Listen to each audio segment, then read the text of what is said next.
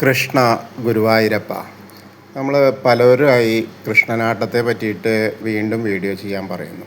അപ്പോൾ പഴയതുണ്ട് എന്ന് പറഞ്ഞാലും പുതിയതായിട്ട് ഒന്നുകൂടി ചെയ്യൂ എന്നൊക്കെ പറഞ്ഞു. അപ്പോൾ അത് പ്രകാരമാണ് ഞാനിപ്പോൾ വന്നിട്ടുള്ളത്. അതായത് ശരിക്ക് 8 ഐറ്റംസാണ് ഉള്ളത്. അതായത് അവതാരമാണ്, അത് സന്താന ലബ്ധിക്ക് വേണ്ടിയിട്ടാണ് നേരുന്നത്. അതേപോലെ കാളിയമർദ്ദനാണ്, അത് വിഷബാധ ശമനത്തിനും രോഗശാന്തിക്കും വേണ്ടിയിട്ടാണ് വഴിപാടാക്കുന്നത്. പിന്നെ മൂന്നാമത്തെ ഉള്ളത് രാസക്രീഡ, ദാമ്പത്യ ഐക്യത്തിന് വേണ്ടിയിട്ടാണ്. അതുപോലെ കംസവധം, അത് ശത്രുനാശത്തിന് വേണ്ടിയിട്ടാണ്. പിന്നെ ഉള്ളത് സ്വയംവരം, അത് മംഗല്യ സൗഭാഗ്യത്തിനും വിദ്യാഭ്യാസ ഉന്നതിക്കും വേണ്ടിയിട്ടാണ്. പിന്നെ ബാണയുദ്ധം, അത് ഉത്തിഷ്ട കാര്യസിദ്ധിക്ക് വേണ്ടിയിട്ടാണ്. പിന്നെ വരുന്നത് വിവിധവധാണ്, അത് കാർഷികം വ്യാപാര അഭിവൃദ്ധിക്കൊക്കെ വേണ്ടിയിട്ടാണ്.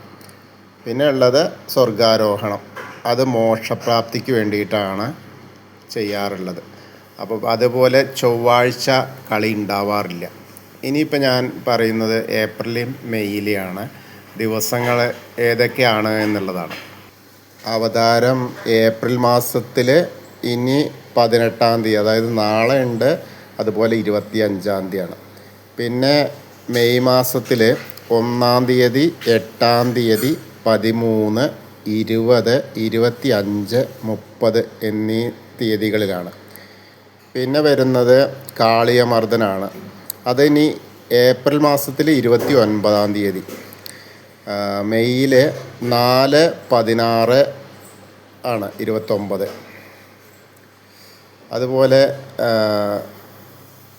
രാസകീടയാണ്, അത് ഇനി വരുന്നത് 22-ാം തീയതിയാണ് ഏപ്രിൽ മാസത്തിൽ. പിന്നെ മെയ്യിൽ വരുന്നത് 11, 23 ദിവസങ്ങളിൽ. പിന്നെ വരുന്നത് കംസവധാണ്, അതിന് 30-ാം തീയതിയാണ് ഏപ്രിൽ മാസത്തിലുള്ളത്. മെയ്യിൽ 16, 17 ദിവസങ്ങളിലാണ്. പിന്നെ അടുത്തത് വരുന്നത് സ്വയംവരാണ്, അത് ഇനി വരുന്നത് 19-ാം തീയതി ഉണ്ട്, 26-ാം തീയതി ഉണ്ട് ഏപ്രിൽ മാസം.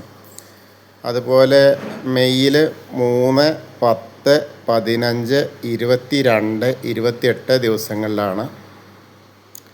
അതുപോലെ ബാണയുദ്ധം വരുന്നത് 20-ാം തീയതി, 27-ാം തീയതി. ഇന്നിപ്പോൾ 17-ാം തീയതി ഉണ്ട്, ബാണയുദ്ധമാണ്. അതുപോലെ മെയ്യിൽ വരുന്നത് 2, 9, 14, 21, 27, 31 തീയതികളിലാണ്. അതേപോലെ തന്നെ വിവിധവധം, അത് 11-ാം തീയതി കഴിഞ്ഞു, ഇനി 23-ാം തീയതിയാണ്, ഏപ്രിൽ 23 പിന്നെ 17, 18 മെയ്യിൽ വരുന്നത്. പിന്നെ സ്വർഗാരോഹണം വരുന്നത് 24-ാം തീയതി ഉണ്ട്. അതുപോലെ മെയ്യിലും 24-ാം തീയതിയാണുള്ളത്. അതുപോലെ അവധി ദിവസങ്ങൾ ഇനി വരുന്നത് 18-ാം തീയതി, 21-ാം തീയതി അങ്ങനെ വരുന്നു. പിന്നെ വരുന്നത് മെയ്യിൽ വരുന്നത് 5, 12, 19, 26 ദിവസങ്ങളിൽ കളിയില്ല എന്നാണ്. അപ്പോൾ ഈ 2 മാസത്തെ കളികളെ പറ്റിയിട്ടും അതിൻ്റെ എന്തൊക്കെയാണ് അതിൻ്റെ ഫലപ്രാപ്തിയെക്കുറിച്ചുമാണ് ഞാനിപ്പോൾ നിങ്ങളുടെ അടുത്ത് ഈ വീഡിയോ ആയിട്ട് എത്തിയിട്ടുള്ളത്. ഇനിയും എന്തെങ്കിലും സംശയം ഉണ്ടെങ്കിൽ ചോദിച്ചോളൂ കേട്ടോ. ഹരേ കൃഷ്ണ ഗുരുവായൂരപ്പ ശരണം.